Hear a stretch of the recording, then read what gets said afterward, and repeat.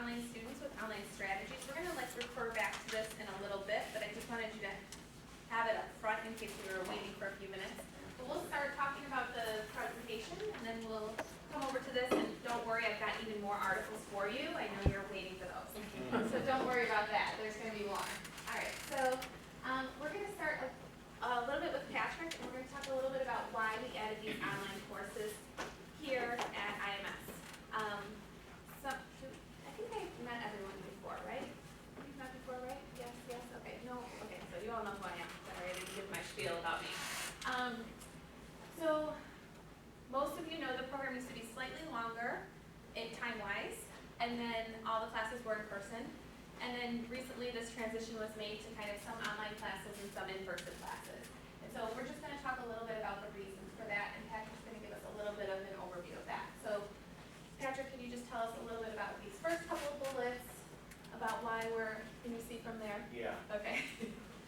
Yeah, the rationale for online course additions was to work within the students' schedule, their flexibility, and for them to work on courses on their own time.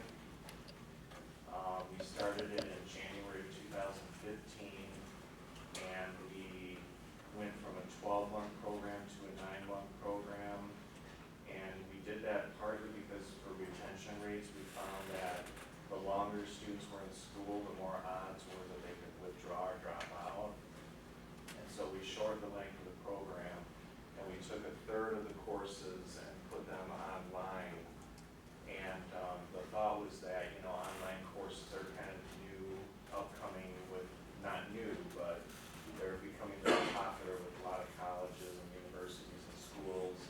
And so we thought we would enter into that era, and that it would allow for more flexibility for students to do the work based around their work schedule, their home schedule, their families, their school schedule, their jobs, and things like that.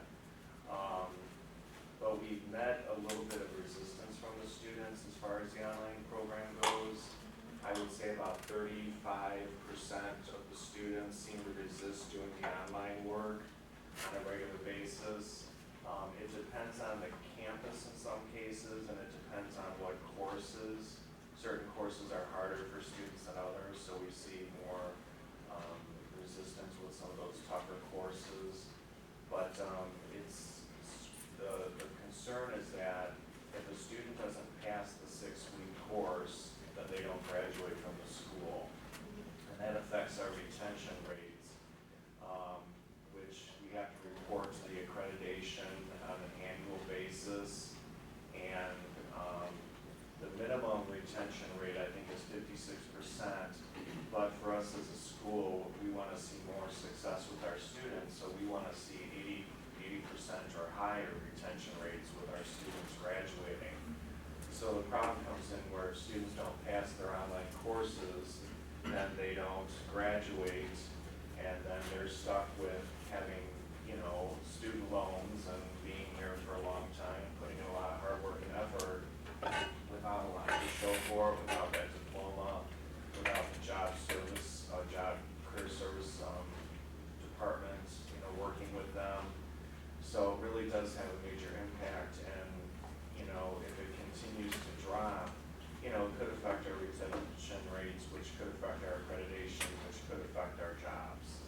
If we're not able to be accredited, we can't offer Title IV funding. So it is very, very important that we try to work on improving the online retention rates of our students. Okay, thank you. Do you guys have any questions about that so far? Okay, so I have some questions for all of you. Patrick mentioned he sees some resistance from the students, and it's somewhat dependent on campus. And we talked about this a little bit in our last session as well. And I'm just wondering, what are your experiences with the students with the online classes, like good or bad? Does anyone want to share if they see the resistance, if they see people embracing it? The group I have now is really excited about doing them. They're ahead, as a matter of fact. Okay, that's great. What is the course? That's ready.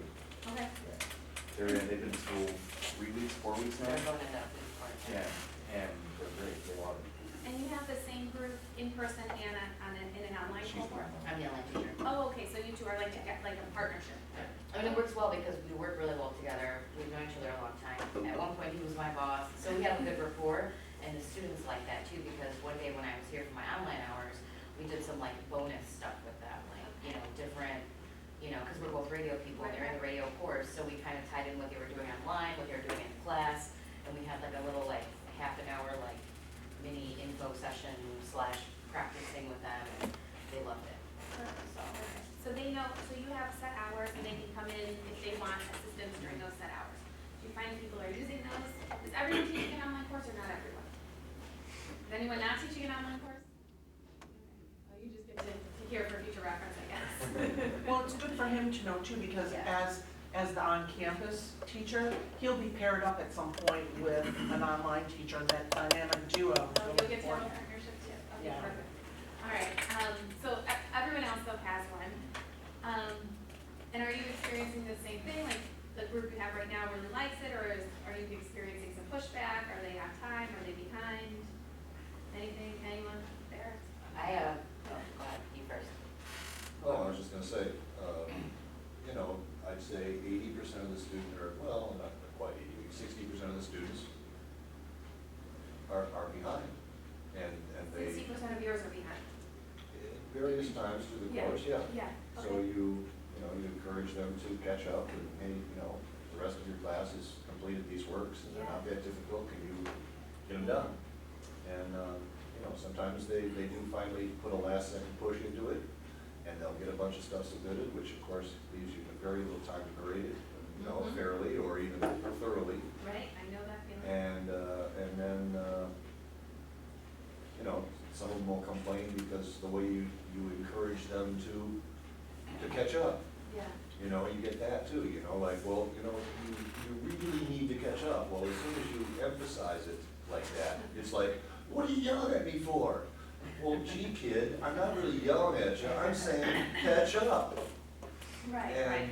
and gosh, I'm sorry that, you know, throughout your educational, you know, experience, no one's ever said, you're doing this poorly. Right, I can see that, yeah, I can see that. So, I'm wondering if, and I know we talked about this a little bit last time, there's like a calendar in the portal, right, and it says like the due dates and whatnot? Yeah. Yeah, so they see when things are due. Does the portal like alert them, like this is coming due? And there might be a better name for it than portal, but learning management system. Yeah, or- learning management Yeah. system. No, it doesn't like automatically have something that pops up and says, you know, this is due next week. Yeah, okay, As soon as they miss the deadline, though, it comes up as, Ah. this is late. Yeah. okay, In other words, okay, when they try to submit it, they're gonna see, oh, this is a late okay. submission. All right, so maybe we need some like preemptive encouraging. So I don't know if there's a way to adjust it on the system, or if maybe as teachers, we can like send out a weekly email, like this is due each week. I know I've had some, I mean, all those learning management systems are different. Like I've had some where it puts a little bubble at the top of mine, like when the professor opens an assignment, there's like a red dot or something. And actually it's a green dot when it's open, and it's a red dot when it's like closed or you're late that you haven't submitted it. There's like a little dot in the corner. So when I log in, I see the little dot and I'm like, oh, something's due, what do I gotta do? So that might be something to think about, just something a little preemptive to get them going, so then you don't have to give them your late email and they get all offended. Yep, Yeah, since we have to do the weekly Yeah, yeah. announcements, I've been adding it in there with what assignments are due. perfect, Mainly because I think the students, even the good students, yeah, will miss maybe one assignment. And I don't know if it's because they didn't look hard enough to Right. figure out which assignments are in that section that need to be Yeah. done, or what it is, but spelling it out for them in the announcement so they know yeah, these are due, yeah. because they seem not to sometimes. Yeah, no, I think that's true. I have a colleague, she's a teacher, and she's currently taking an online class, and her background is IT. She actually worked in IT, like, in like hardware, like fixing things back in, a long, long time ago. So she's competent on the computer, and she's taking this class, and she's like super frustrated by it, because she's like, I never know what's due, I can never find what's due, there's 3 different places to look, I was late with, you know, sometimes it's like, did you click enough times, you know, and you're like, oh, I clicked once, I saw this one thing, I'm moving on with my life. I did this one thing, I'm moving on with my life. And 3 clicks later, there's something else, right? So that's probably helpful, yes. Yeah, at this point, we do weekly announcements, and remind the students that the assignments are due. What I've done is gone through each and every campus and called each and every student to remind them that the assignments are due. Anything that we can do though to help encourage that would be great. We're gonna talk a little bit about this, as we keep going forward. I just wanted some background information to see kind of where, I know we've talked about this before, but to see where we all are. So we're just gonna give a little bit more background information. So what you have now, the model you have now is called like blended or hybrid learning, right? Because they're in campus and they're also online. So this isn't a straight online class, it isn't a straight online curriculum, they call it blended. And that's where you have the face-to-face instruction with the online instruction together. And so they've been doing some research in this module. More and more places are adopting because they feel like students need some sort of face-to-face interaction. They need someone to go to. They need something hands-on, particularly in a program like this, right? They need some hands-on. But then there's some pieces that can be done at their own time and at their own pace. So this is a nice model that we have, and more people are picking this type of model up. And you can see that. And of course, I always try to give you a little bit of background information. This is more likely, you see these types of programs more likely with adult education or in some 2-year colleges, because it provides a lot more flexibility. So here at our campus, it allows the students to be flexible with their work, their school, their other life obligations. And then here, of course, we've also got the reduction in the time, the duration of this program because of the online component, provided they can get through it when they're supposed to. And just as a little aside, I was telling someone the other day, I was walking my dog and I saw a man walking down the street and he was wearing the logo shirt, the logo sweatshirt, the old logo, the logo sweatshirt, and I stopped him. I'm like, oh my gosh, did you go there? And he's, yeah, and I think he thought I was interested in, he just started talking to me a lot. And I didn't really say anything more than oh, did you go there? And I think I said, did you go there? Did you like it? And he was like, yeah. And then he started talking to me as if he would, if he was trying to sell it to me, as if I wanted to enroll. And he was very honest. But he said the thing he liked about this program, he said he looked at several programs, was the efficiency. It was very fast. And he said he's an adult, and he said, I couldn't not work for that long, to go to Columbia. He's like, I looked at Columbia, I looked at a few other places. He's like, but this was fast enough that I could take that amount of time off of work or work part-time for a year, He's like, but I couldn't have done it for 2 or 3 or 4 years. It would have been too much. And then, the cost, he said, I compared the tuition prices. He's like, this was the most cost efficient and then the fastest. He said, so this really worked out well for me. And he had a lot of nice things to say. He was really happy with the program and he was happy with what he had gotten out of it. But he did want to tell me, the financial stuff, which I didn't really ask about, but he was just very happy that someone was asking him. I think he was happy for his accomplishment and he was proud and he, so he was wearing the sweatshirt and so he was giving me a lot of information. But he did say that, and then he did say he received is it a grant or what's the financial aid that they? The Pell Grant, right. So, and I think that's also tied to your accreditation, right? You have to have that accreditation to be eligible for that. He did mention he did get that grant, and that was very helpful for him. And he was happy with the program, but he did mention that, the speed is when you're an adult learner and you have children and you have family and you have a life, you can't be off of work for 2 or 3 years. So, there are some benefits to the online program, but sometimes you have to really be explicit in showing the students what those are, right?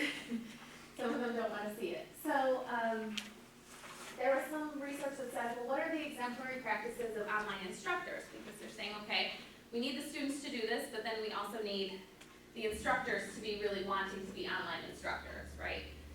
Because if I'm the instructor and I'm not particularly good with managing the learning management system, it's gonna kind of fall apart for my students too, right? So, is that why your partnership? Is that why you look at each other? I'm just teasing you.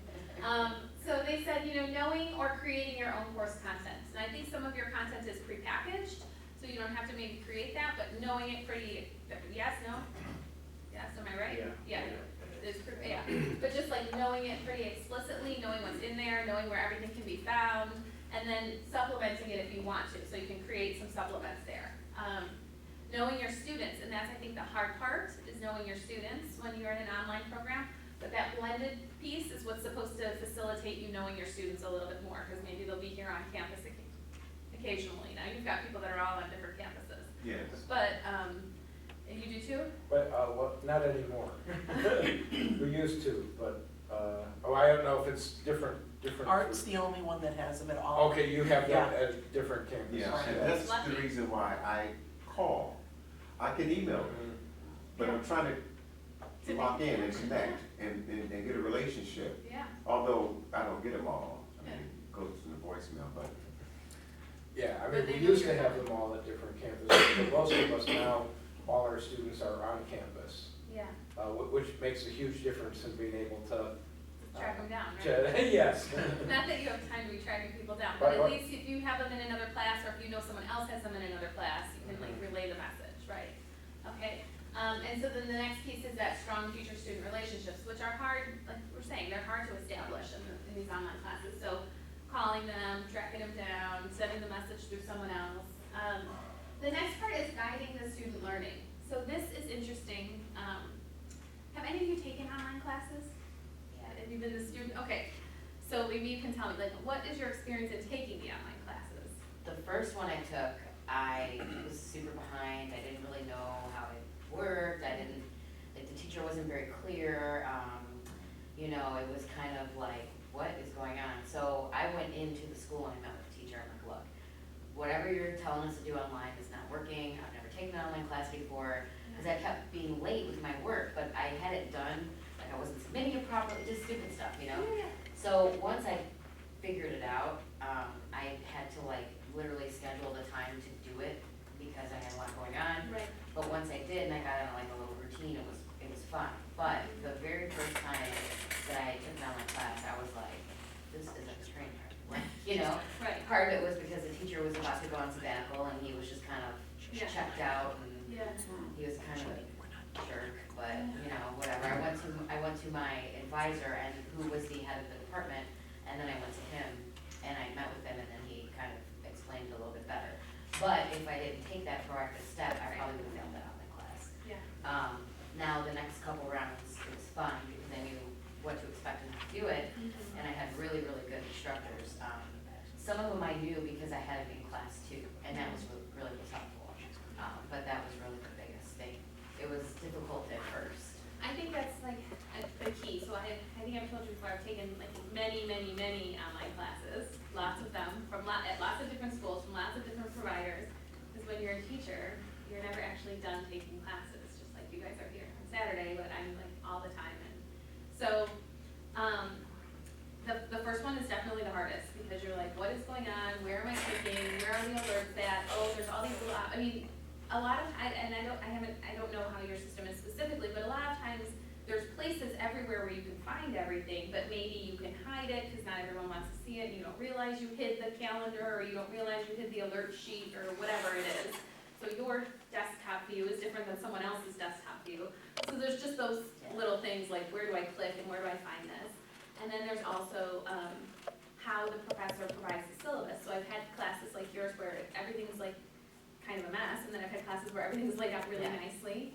And I've had classes where at the beginning of the course, they will give you the syllabus and all the due dates, and then I put all the due dates into my phone. I think I've told you before, I'm like obsessed with my Google Calendar, and everything's linked.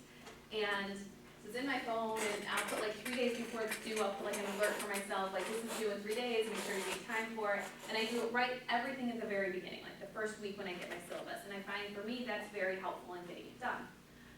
Except when you have a teacher who changes the due dates, right, as you're going along, and then your whole calendar falls apart, which I've had before.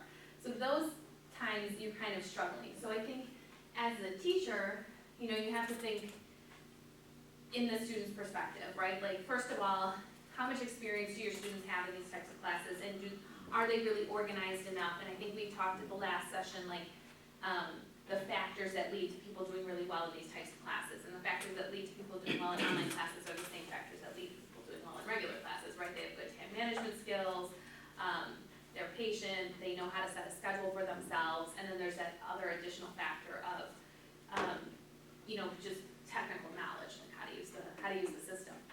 So, you know, if you can facilitate by giving them those tips, like, hey, what works works for me is setting up my online calendar at the beginning of the semester, maybe that would work for you. Or what works for me is whatever works for you, you know, and maybe providing them with a few different tips that might help them be more successful. Because they're looking to you, you know, they're only in this program for 9 months, so they probably don't have a lot of time to make a mistake and learn, right? I've taken a lot of online classes, so maybe the first one wasn't great, but I've taken 3 or 4 or 5 or 7 since then, and I've gotten a little bit better at it. And so, you know, they're looking to you for those types of tips to get it done, and they're looking for you for those reminder emails and that sort of thing. So they really need you to be like guiding the learning process and saying, okay, and then also like this assignment, you know, assignment X, this is really gonna help you when you're sending out your weekly emails. Like, this assignment is about this and blah, blah, blah, blah, blah, whatever background information you're gonna have. And by the way, you know, being successful in this assignment is really gonna help you in assignment Z that's coming up 3 weeks from now. So it's really important in explaining to them, you know, how this thing leads to this other thing down here.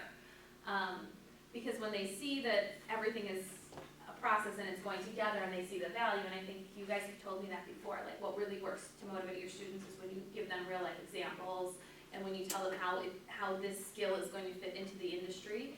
So if you're able to do that in your emails every week, your announcements every week, that might help encourage them to be more successful and to take these things more seriously. So that's another piece. So evaluating and adjusting the online courses. So that's another piece that they say that, you know, successful online instructors will do. They'll adjust the course as necessary. Now, I don't know, I think my instructor thought he was being helpful by constantly changing our due dates and giving people more time and less time and different amounts of time, but it was messing up my whole life, right? Because I had put everything in my calendar for the whole semester. I had planned like, oh, I'm gonna go visit my sister out of town this weekend because nothing is due and there's no tests, and our tests would be online and they'd be timed, right? And so I like planned this one weekend out of town, and he's like, oh, I'm gonna give you 4 more days for the test, so the test will be over the weekend. And I was like, no, I don't want it over the weekend. I don't want to take a test for 2 hours when I'm in California visiting my sister. So, you know, getting that feedback, like sometimes it's helpful to give someone more time, and then sometimes there's a whole big group and you're thinking maybe that doesn't work for everyone else. So adjusting your courses, you know, as it needs to be. But if everyone's struggling with assignment, then maybe they do need some more time. It's not just the time that an assignment is due, sometimes it's the assignment that you're adjusting. Because Exactly. for one reason or another, you know, I know that in the case of that, was it a marketing course or something, was it RTV 200 or? Sales and marketing, yeah. Right, that course used to be a group project kind of thing in residential, and then it went online, and I think we I haven't taught it since then, I don't think, but did we make changes to it to reflect that a single student is gonna carry out all these things instead of a group of 4 or 5? Yeah, we've talked about this one before. It's been, okay, because I haven't taught it since then, I don't think so. Okay. Yeah, I mean, and I know we talked in other classes about maybe leveling the assignments, like at the beginning of the term, maybe the assignment that you have for someone, and maybe that wouldn't work in your online class, but maybe that would work in your in-person class. Like I know, you know, maybe I'm not particularly good at like whatever oh, I know, okay, here's a good example. I've gotten in my online classes, sometimes I think they think like, I'm not artistic in any way. Like I have no artistic abilities. I can barely like get dressed in the morning and find clothes that match. Like I can't, like it's really hard. Like I can't pick paint. Like my paint colors in my house are like ridiculous. Like it's really bad. So these things I'm not interested in. Anything that requires like art or like drawing a straight line, like this is not gonna happen. And every so often I'll get these assignments and it'll be like, you're gonna make a diorama. Like one time I was taking an anatomy class and they're like, you're gonna make a diorama of like a throat. And I was like, what? And they're like, you could build it with anything, like, you know, whatever, like toilet paper roll and blah, blah, blah, blah, blah, because we need to know you know the structures of this throat for this anatomy class who's getting us, so I can be licensed to teach kids science. And we need to know you know this stuff, and so you have to make a diorama. And I'm like, this is gonna take me so much time to make this diorama. I did not make the diorama. I'm not gonna tell you how that all worked out, but I'm just gonna say I personally did not make that diorama. A diorama was made, but it wasn't me. And it was like ridiculous, right? And the goal of that assignment was to know that I knew these structures of the throat. and some people really love that. They were like, oh, that's so exciting, like, we get to finally do something hands-on, because they say you should give people hands-on options, right? But I didn't want a hands-on option, I wanted to label a diagram or something.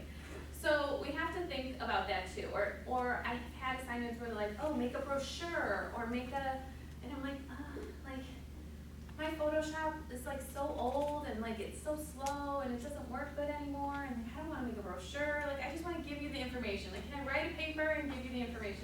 So I mean, first, so you really wanna think about like, what's the real outcome, what is the thing that you wanna know? You wanna know they know this information, or they have this skill, and sometimes they can't, like if it's editing, they have to edit, like, right, like there's no option. But if it's, do you need to know that they know how to film it themselves, and, I don't know, whatever the other components are to edit it together, right? I mean, do they need to know that, or do you just need like, here's the pieces, I wanna see if you can edit those together the right way? So like, think, I mean, yes, they might need to film at some point in time in a different class, but for this specific assignment that you're specifically grading, what is the real nuts and bolts thing that you need to see they can do, right? Because if the filming is a mess, and they're panning all over the place, and they're zooming in and out, like that's a mess, but are you gonna be able to teach them how to do that in this time, or in this course, or in this section? No, maybe they should have learned that somewhere else, and maybe you'll refer them out to someone else, but you need them to be able to like put these two pieces together. I should probably know technically a little bit more about that, and I don't, but you guys kinda get what I'm trying to say? Okay, so like that's one thing, you might have to edit the assignment in that way, right? And then yes. Yeah, I was gonna say, I've had to do that for classes I've taught before. They were, like some projects, like you saying that one specifically, they might need a little bit of extra time.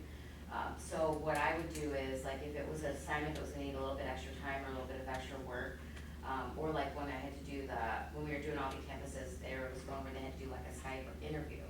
Like I would basically say, okay, as long as you, have some sort of outline or plan or appointment with me by the deadline, I will not mark you late. Because, when you're doing something like that, some people have work schedules, this and that, I was a little, like I would do them at 8 in the morning, I did them one time at midnight, like I'm all over the place. I have that flexibility, so I was able to do that for them, and they appreciated that, but then this other class he was talking about, those projects are a little bigger, so when it comes to something like that, I'll be like, all right, look, the deadline is this. Try as best as you can to get it done by this time, but if you know you're not going to, contact me and I'll give you like another day or two to work on it, and I won't mark you late. But if you take advantage or you don't get it done in time, then I am gonna mark you late, because some of those assignments might honestly need a little extra time, Yeah. But, for the most part, as long as they have some interact, like if they say, hey, Yeah. I'm having a hard time with this, can I have a little extra time or whatever? Yeah. And I always tell them, I said, look, and this is where I kind of like try to be relatable with them, I said, when I was in school full-time, I worked full-time, and I had a second job, and I wrote for the school paper, which was also a paid job. So I know what it's like to be busy. I had a lot going on, and I somehow managed to get really good grades and do well in school. So if I can do it, and I'm all over the place, you can do it, And I'm like, I know you have kids, I know you have this, I know you have that. Just talk to me. If you blow it off, I'm just gonna think you're not gonna do it, and I'm gonna mark you down. But if you're legit in trouble or having a hard time, or your kid's sick and you need another day, just tell me. And as long as you can do that, then I will grade you fairly, And I found that a lot of the students appreciate that. And I told them, I said, now, this doesn't give you a free pass to be late every assignment. This is just saying that if you need a little bit of extra time on something, or you're really struggling, why don't we set up a time to meet, we can work on it, or, we can do this, because I feel like having that little element makes it a little bit easier for them, and they feel a little bit less stressed out. Right. Because like Roger said, you like, oh, hey, you gotta get this done. Well, don't yell at me. Well, I'm not yelling at you. I'm just saying, hey, you gotta get this done, like you have a deadline. If you can't make this deadline, let's work together and come up with a deadline where you promise you'll have it done by. I had to do that with one student, he was behind, it was like week 5. He hadn't done anything yet, and he was in one of the emphasis programs. And I said, look, you gotta get your stuff caught up, or you're not gonna be able to participate when you go out to the South Bend thing. Yeah. So you gotta get it done by this date, or you're not gonna be able to do it. Yeah. So I hate to be a hard ass like that, but I'm like, you gotta get it done, like, you have to and when he was in the regular program, he was kind of a slacker with the online stuff too. And I know him, and I have a personal relationship with him in a sense of, we're buddies, like not buddies, but you know what I mean? Yeah. He feels comfortable with me. So it's just kind of like, some people you gotta prod a little harder, and some people you gotta be more stern with. But, you know, being that relatable, I think, is helpful with that. And so, and that also goes back to know your students, right? You know who you can prod and who you have to be real gentle with. Yeah. unfortunately. And then our last thing is just sort of maintaining your presence. And I think this is what a lot of you are already saying you're really doing a nice job with. You know, you're sending out your weekly updates, you're calling, you're following up, just letting them know, you know, you have your office hours, just making them aware, I am here. Like, if you need help, I am here. Not that they will necessarily reach out to you, but some of them will, so that they know you're there. Okay, so we're gonna talk about we've talked a little bit about some of the challenges, and it sounds like, and we can add some to these, it sounds like what we're hearing from some of you is like student engagement, assignment completion. I've heard in some of the last sessions that people perceive the online classes, students perceive them as kind of less than the in-person classes. Is that still the case, or has that kind of been reduced a little bit in the last few months? Is that less? I think it's been reduced. Okay. Like the 3 or 4 classes I've had in the last couple months, they're all really on top of it. Okay, so radio's got it going. How about over here? Yes, no, same? You said you still have a lot of people behind, right? Yeah. Do they think of these as less than? That was. They certainly don't think of them as more important than being here on campus, I can say that. Okay. And so I think they do still perceive them as being like, well, I'll get to it when I get to it, Yeah, you okay. know? I can see, yeah, because there's not a person, right? If I'm going to class and I have to hand something or give something Or go work that camera, or Right, go yeah. push these buttons, you know? Right, yeah, I have to do it, right? So, okay. And then some other challenges were communication. And this we talked a little bit about, at the last session, we talked a little about ways to enhance this, but communication between peers, communication between faculty. And we talked about, like, you know, I think you showed us your website, and we talked about ways that we can keep people informed of what's going on. I think I mentioned there's that I like that online group texting. I really like that. And sharing a Google Calendar, maybe if they're not really logging in all the time on a regular calendar, sharing a calendar that they can maybe sync with their phone that might alert them. So we're gonna talk a little bit about these challenges a little bit more in this lovely article you're gonna read in a minute.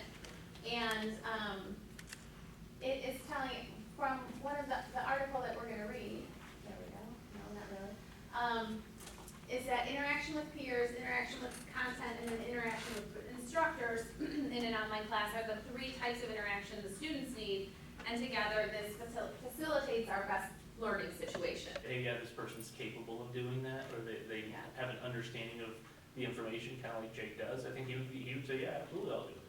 You know, he does it anyway. So I think it's a great idea. I think it's something that we could definitely look into. I think this is nice. I mean, there's a lot of research around this, around student mentors and peer-to-peer tutoring. And there's also a lot of research around what you're saying, where when you're the instructor and you have like a higher level of knowledge, it is difficult to suppress, it is actually difficult to suppress that higher level of knowledge to get you to think back to this lower level down here, like, oh, okay, this is the part that they're not understanding, and then how it feels to not understand that, like to think back to get to that place is very hard when you've already mastered a skill, especially if you have a high mastery of a skill. It's very hard to get back there, and they've done a lot of studies around that. So having someone else be able to explain it to you, someone else who's a little bit closer to your level might facilitate your learning a little bit better. Yeah. Okay, anything else from this group? You guys were great, okay. Either one of you guys want to start over here? Thank you. You moved, you win. Let's see, basically, the first thing, personalize the content. That can be difficult in online courses because many prepackaged materials. You still have your emails, your assignments, now your campus hours. You can kind of do as much as you can with those. Also, one of the other things is learning is partly social. Again, as Kim was talking about, and as we just addressed, trying to get to interact with the other students. Let's see, do you want to address this part? Media do not make a difference in learning, but rather instruction does. And instruction, of course, is very, very important. It's how it's presented. Mm-hmm. You know, some students are intimidated, as she was saying. And it's, you know, you have to,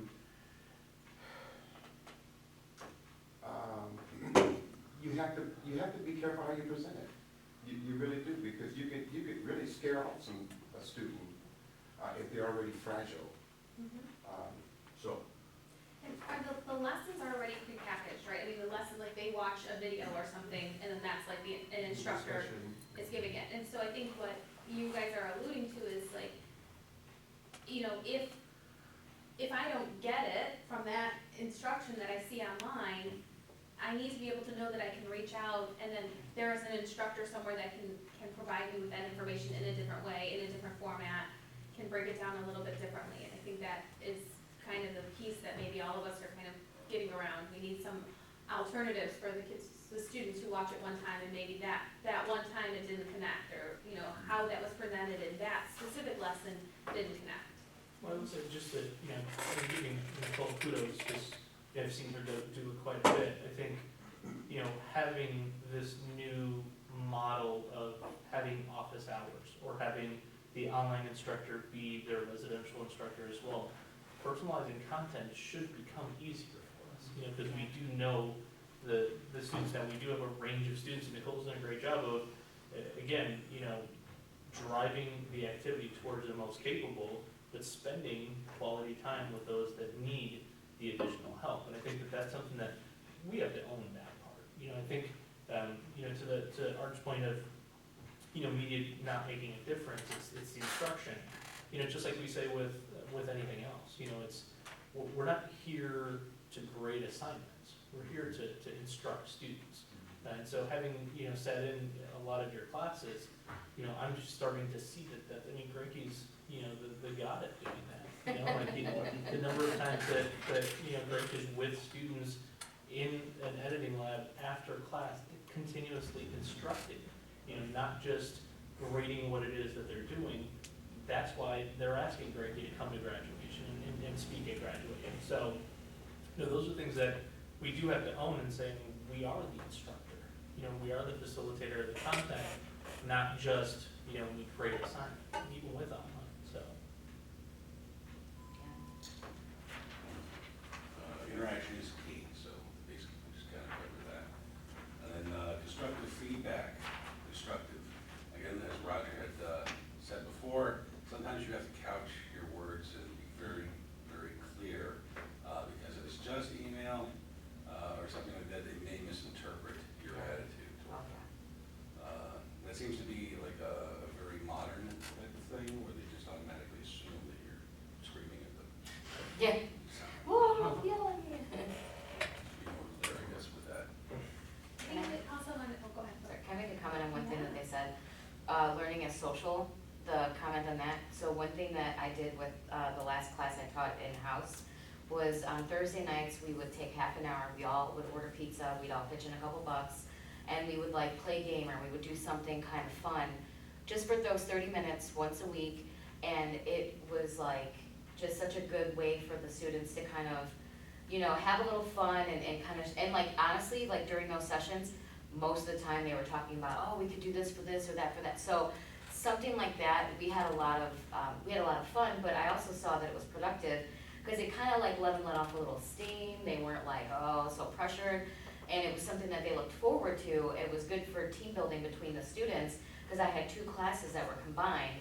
So they really got to know each other a little bit better being combined, but that was just kind of a fun little element. So, you know, I mean, I'm not saying do it every week, but maybe like if there's a 6-week class, maybe once or twice, and that's up to the teacher's discretion. That's something that we decided, that I did, that they did with their last teacher that they really liked. I'm like, you know what, let's do it, you know? And most of the time, like, you know, like the students would insist, no, I'm buying it this week, I'm buying it, you know, like, and it turned into like a, kind of almost like a pay it forward in a way, because like, they would literally argue over who was buying the pizza this week. And I'm like, you guys, why don't we all just pitch in a couple bucks, you know? No, I got it, you know? So, but it was a really good way for them to kind of bond and build, and also get to know me, because I kind of would let them down my guard a little bit, as not as necessarily as much teacher, more of peer, and just for those 30 minutes, but it just was really nice So that might be something we can do at some point, you know, if any of the teachers are interested. Again, it's not a, you know, it wasn't a school thing, it was something that I did, that I thought would be good for them. It could be something that, you know, include the online teacher if it's a different person. Just, you know, even once throughout the whole time frame, just take that 30 minutes and just, hey, instead of going out to like a lunch break, why don't we do this and do it together? You know, just something kind of building on that peer-to-peer mentality and that, you know what I mean? But the whole social thing, I think it is true because a lot of the time they're like, oh, what are you doing this weekend? Or, you know, so that social element is good to have if you can keep it on task, you know? But I also found too that it was helping them be more effective. If I let them kind of goof off those 30 minutes or whatever, they got their work done more efficiently too. It gave them a little outlet to kind of get that silly energy out. And they went back to work and got stuff done. I love that idea, because they all look forward to pizza party in the last class. That's, Yeah. they were so excited about that, so. So, just a thought. I just wanted to comment on That that. would be great to do, like, maybe for the first time you have office hours with a specific class. Yeah, And that way you get to meet with them, yeah, and, we have an incentive. yeah. Hey, we're gonna do it, you know, yeah, and I mean, it, you know, like, if everyone puts in $2, everyone's got a couple bucks of change in their car, we could get a pizza, you know what I mean? That's kind of how we did it, so, just a thought, you know, it's not anything like, you know, that I'm expecting the school to establish or pay for, we all did it ourselves, but it was just a nice touch to add to the class, you know, so. I'm willing to buy. Okay. If we want to do that, Okay. out of my pocket, I will buy. Yes, All right. let's do it. I like that And idea. for the, I think for the first office hours, Yeah. the first time that you're in with the class, Yeah. even if you're the residential instructor that's teaching the online class, I think it's a great idea. I just think it's something fun to kind of, you know, let them kind of have that fun time together, like, because it is, I mean, this is a social business. One thing we teach them is, you gotta have your social media, you gotta have your Twitter, you gotta have this, you gotta have that. I mean, I was just, you know, I was tweeting from the Field Museum on my, because I have 2 Twitters. I have a regular one and my radio one that's a little bit more radio orientated. But like, I posted one thing from the Field Museum, it got like 18 retweets and 27 shares, and that's part of, you know, like, they wanna see, like, if you're gonna be on the radio or in TV, they wanna see, what do you do when you're not at work? Well, I'm at the Cubs game, well, I'm at the Field Museum, oh, I'm here. Like, even when I was on vacation, I was taking pictures of Mount Rushmore and posting it. So that's something we teach, is you wanna have that social, you know, established presence, and you wanna be able to communicate with people, because if you are gonna be in this business, but you can't talk to the guy across the way because you're nervous, that's not gonna, do you know what I mean? Having that, helping them get that confidence to Yeah. be approachable is.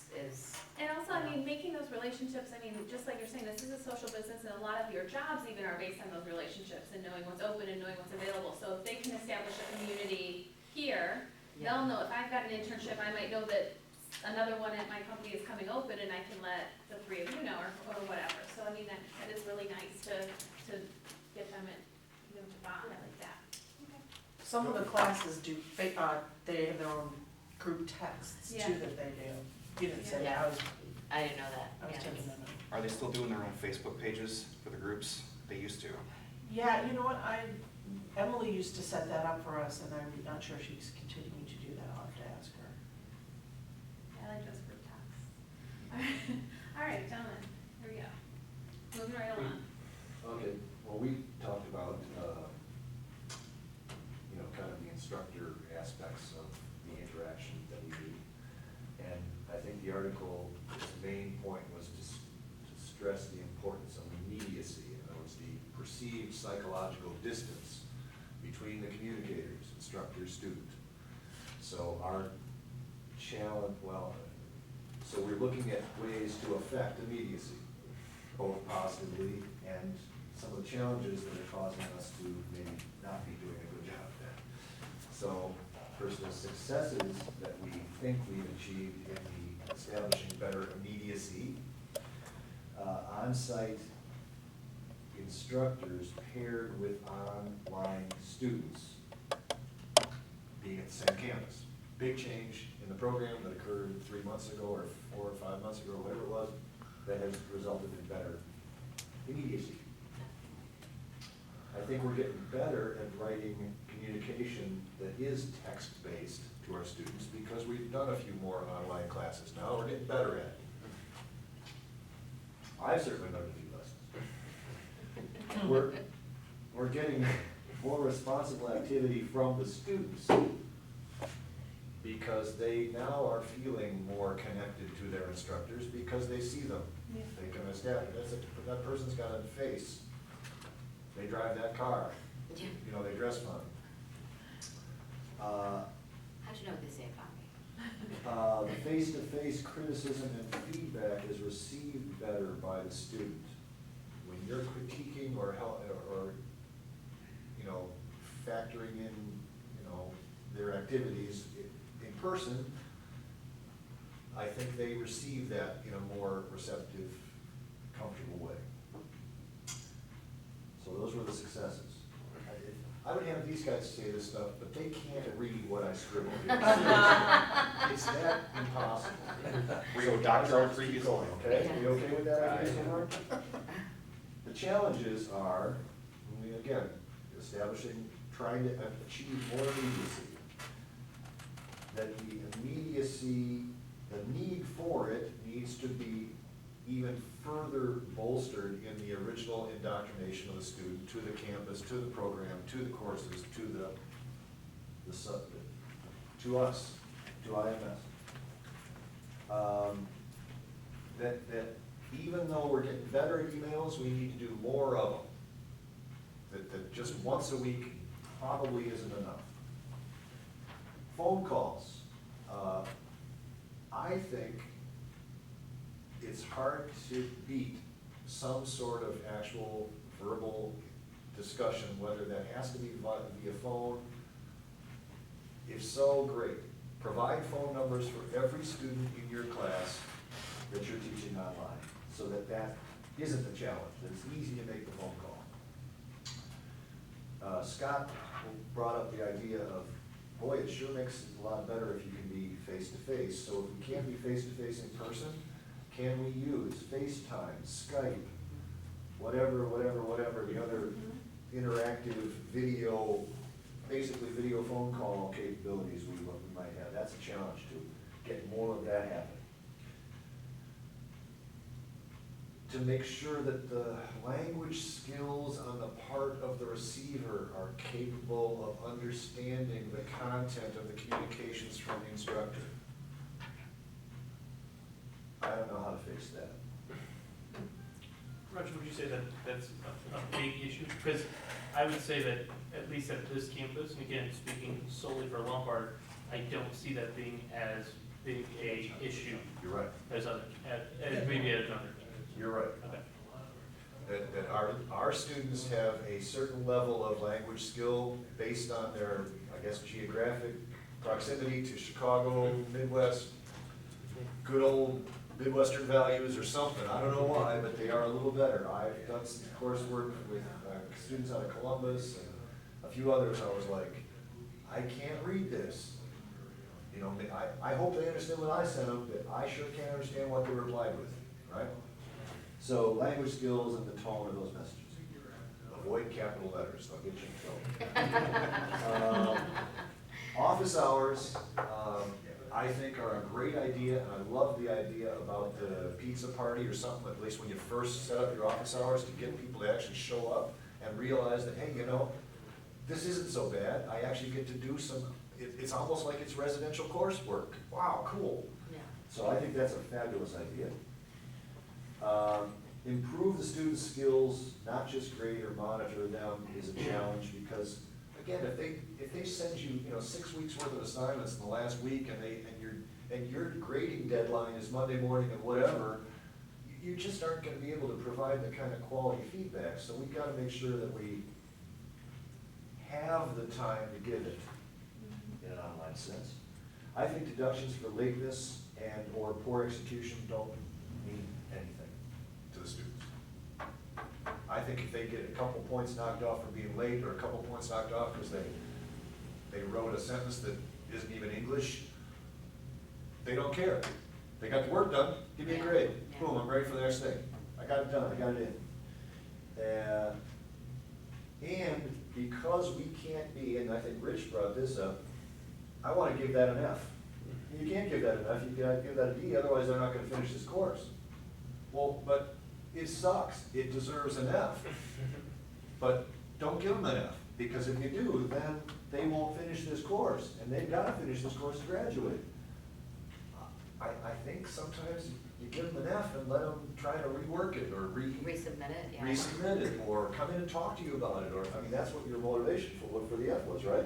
If you give them a D, they're just gonna go, oh, I got a D, oh well. But if you give them an F and they realize, uh-oh, I better go talk to my instructor, you know? So I think we need to be encouraged to give out an F every once in a while when the work is terrible. Is there, if they don't finish a class, is there an incomplete designation they can get, and then that class can be, that grade can come in later, like 3 weeks later, 5 weeks later? If you get an F on something and I give you an F, and so you're not gonna pass this class, so can I mark that as an incomplete, like and then you Well, can do it later? they get points for all their assignments. Right. And that kind of is a cumulative Right. amount of points. So if they get an F on just one assignment, it may not make a difference in them, they can still pass the course. But then they can come back and they can do more. We have students that like to do that. If they have a bad grade, they wanna retake the Right. quiz, they wanna redo it, and they're allowed to do that. So Well, they can do that. But isn't it true now that the grading that we now provide to those students, everyone starts out at 100%, right? And it works down from there. So if they don't complete an assignment or get a very small number of points on an assignment that's worth a lot of points, that's an F. So they drop down as they Right. move forward. But as they Right. start, everyone's A+, you're doing great. Yeah, I You haven't think done a that- single assignment yet, what- you're doing great. What it started out was that they started with 0 points and they earned their way up, and then it was changed to flip it the opposite way, because there was a lot of Fs showing up on the reports, and that was perceived as being like, the online and the corporate folks were talking like, well, how do we do this so that we encourage them, like they're not getting Fs? So it was. What is this learning management system? Like, I don't understand. Like, I've had ones, like, it'll say all the things here, and it just calculates my grade based on how many assignments have been issued. Like, it's not like I got a 0 for all the things that haven't come up yet, or I've got 100 for all those things. Well, Yeah, right. That's a whole I mean, other thing. it- It's like that- a corporate thing, but. Yeah, that's what this one is based off of, is it does take everything into consider. It's not real time Yeah. by week where Like you're at, it's nodes, very yeah. cumulative of you either work up or work down, so. I could see how that would be frustrating, especially if, like math and averaging and all of that. I mean, that, you just see it and you're just like, The okay. problem with that though is that a student can get the false sense that they're doing okay. Right. Because all of a sudden, it's like, I'm looking at these grades and I'm like, oh, here's a student who's got a C in the course, but then when I extrapolate it out and I'm looking, I'm like, they haven't done a darn thing yet for 6 weeks, or Yeah. for 3 weeks or whatever. Yeah. The And so you- opposite, it was the opposite initially where everyone thought they were good. Right. Yeah, right, That's so. gotta be, that can't be it's a like conundrum. hard It's to Yeah. It's just, fit. Yeah, okay. Anyway, okay. Question/thought, could we essentially, if somebody turns in a really bad assignment, be like, you know what, you really need to resubmit this, this isn't acceptable, you need to go back, rework it, here's my notes, blah, blah, blah. Could we essentially, I guess, demand or make them resubmit it? Now, if they never do it, we could just give them the D points so they don't fail the class, but we could kind of make it upfront, like, if you don't resubmit this class, you're gonna fail and you're not gonna pass this class. I mean, is that something that we could essentially make it, yeah, it says you have an A here right now, but if I'm telling you this assignment's unacceptable, I need you to resubmit it, otherwise I'm going to fail you. You can't know, fail them for the whole Not course fail them, for but you one. know what I mean? You can't fail them for the whole course for one assignment that they got an F on. Right, but I'm saying we could threaten them, not threaten, but do you know what I mean? I absolutely think it's okay for us to tell somebody that the work isn't at the They need to quality that it should. resubmit it. However, it's the way that we present it. Yeah, that's what I'm trying, That's yeah, all. like, I'm not gonna be like, you suck and you're terrible, guys, this isn't really following what the project guideline was. Yeah. I would like if you can take my notes, rework it, and resubmit it to a little bit more of a proper, Currently, you know- currently you have an F, or Yeah. currently you have a Yeah. D, but I want you to. I want you to do better, Right. do better than this. You're capable Yeah. of doing it, I think Yeah. you can do it, you didn't put it, how much time did you put into this? Yeah. I just did it last night. and Yeah, it well, why don't shows. I give you a little more time to resubmit it, and then I'll give you a better grade if you can submit to me something. I think here's the other thing Absolutely, about our yeah. online modules, at least the ones I've taught. You've got assignments that are in there that, a quiz, it's worth 5 points or 10 points, and you got a discussion question, it's worth 10 points. Then all of a sudden, boom, here's a 50-point assignment, and then another 10-point assignment, another 10-point And you're like, assignment. boom, And then yeah. boom, here's another 50-point assignment. Well, if all they ever do is take quizzes and whatever, and they never take on the large assignments, they fail the course. Simply mathematically, they fail the course, right? So but the ones that are worth more points are harder to do. So, that's what happens though sometimes, is I'll look toward the end, I'll go, well, that's great, you've got an F in this course, you've done every single thing except for the ones that are worth the most points, therefore, I mean, they deserve the F, don't they? Well, I they mean, would be getting an F some from that people- point. Yeah. I think, I legitimately believe that people really, like, math is really confusing for some people. Like, I think, like, they really don't realize that this says I got an A on this 5-point thing, and I got an A, and I got an A, and I got an A, and I got an A, and it looks like I'm getting all A's, and so maybe that's something that needs to be very explicit, like, an A on a 5-point assignment is not worth the same as an A on a 50-point assignment in your average, you know, like, I have to do that with my students a lot, like, okay, well, there's only 5 questions on this, so if you get 1 wrong, what's that going to be? If you get 2 wrong, what's that going to be? And then they're like, oh my gosh, I get 2 wrong and I'm gonna get such a low grade, 3 wrong, oh my god, you know, and that's shocking to them, because they're like, I only got 2 wrong, or I only got 3 wrong. I'm like, right, but that's not gonna pass if there's only 5 questions, right? So maybe that's something that needs to be like pretty explicit when there's that level of variability in the Yeah. points. Well, again, I know I've sent Yeah, multiple of course emails, you do, but- multiple emails. Yeah. Concentrate on the large assignments Yeah. between now and the end of this Yeah. Yeah. module, or you will not pass the course. Right.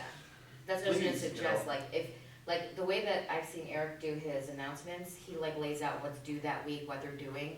I really, really like that, and I'm gonna copycat you because it looks really good.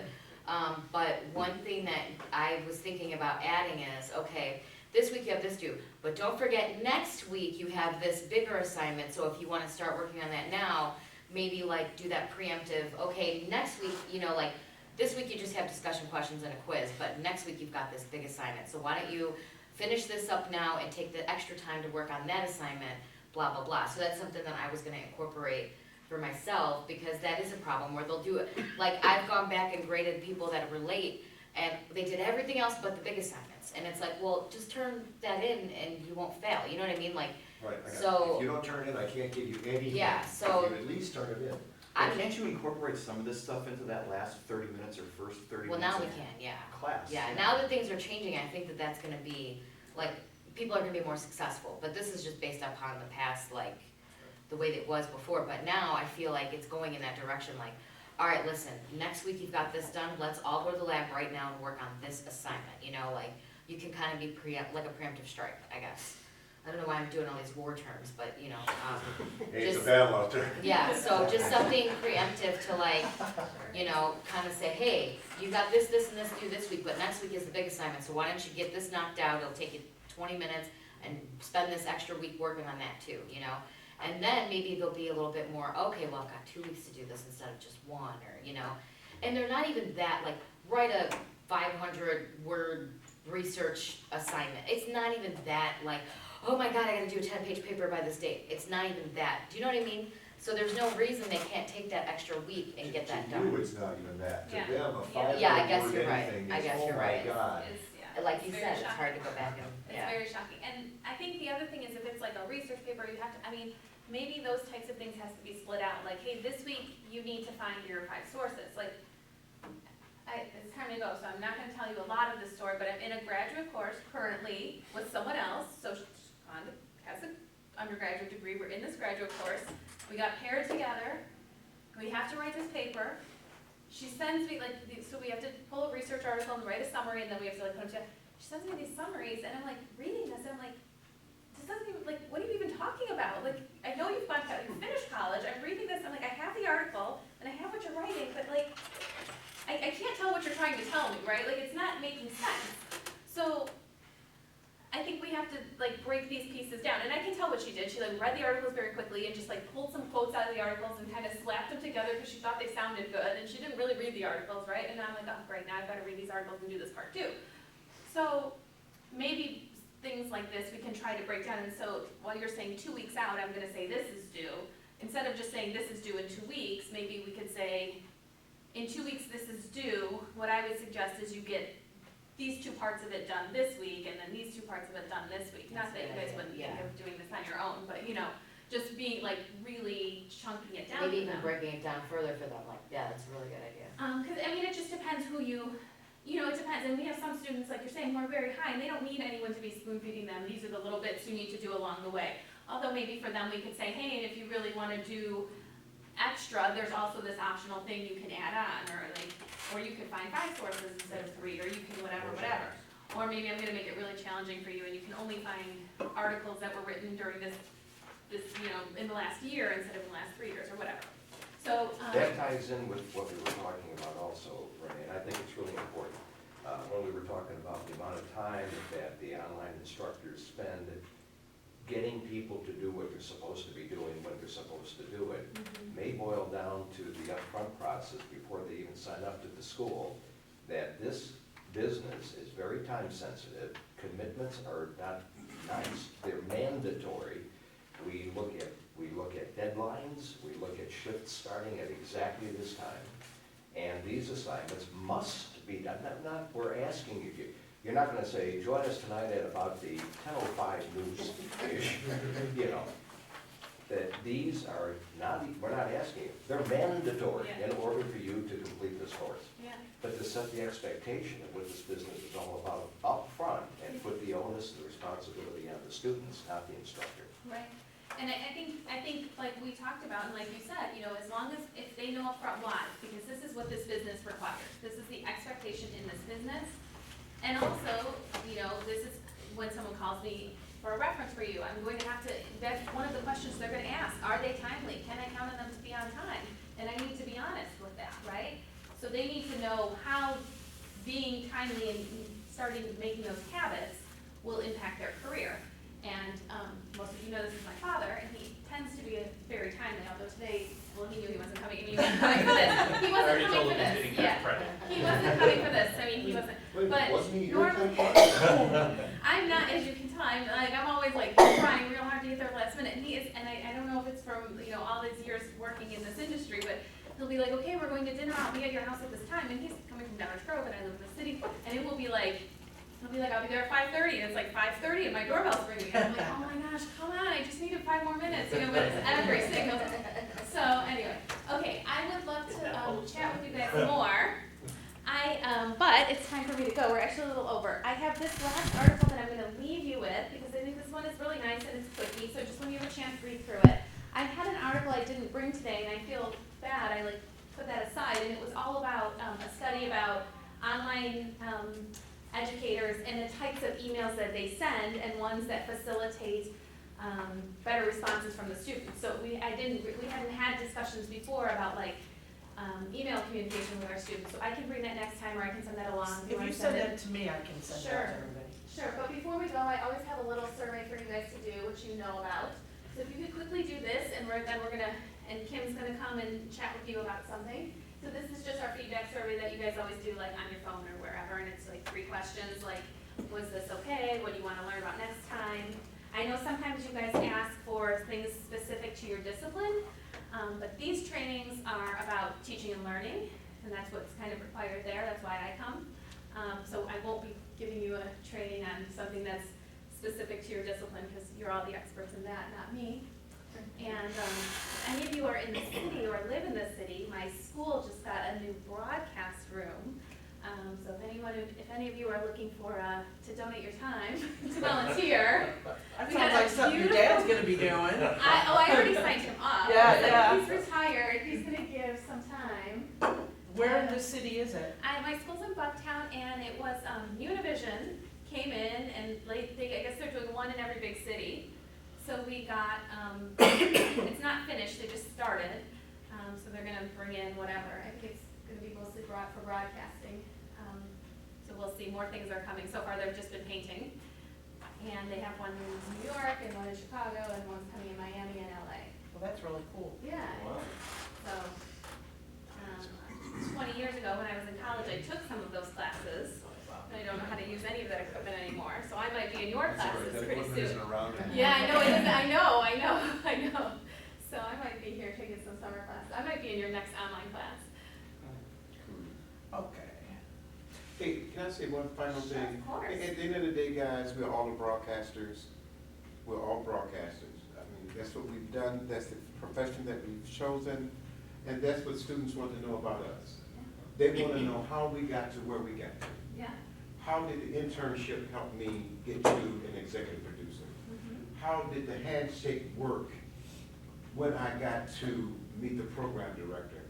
How does the cover letter work in terms of me getting an interview along with my resume? That's all they really want to know. Yeah, How can it help them? right. And the more we can communicate that to them, I think the more successful we'll be. As a board, yes. Yeah, of course. Renee, can you send that, The slides? the whole slideshow to me? I sent you an email late last night, and there's a link with it in there. Oh, okay, Yeah. perfect, thank you. It was late. Alright. Is everyone okay? Can I close this? You guys are all here, right? Alright, perfect. Alright, thank you. Thank you. You. Thank you. And Rita,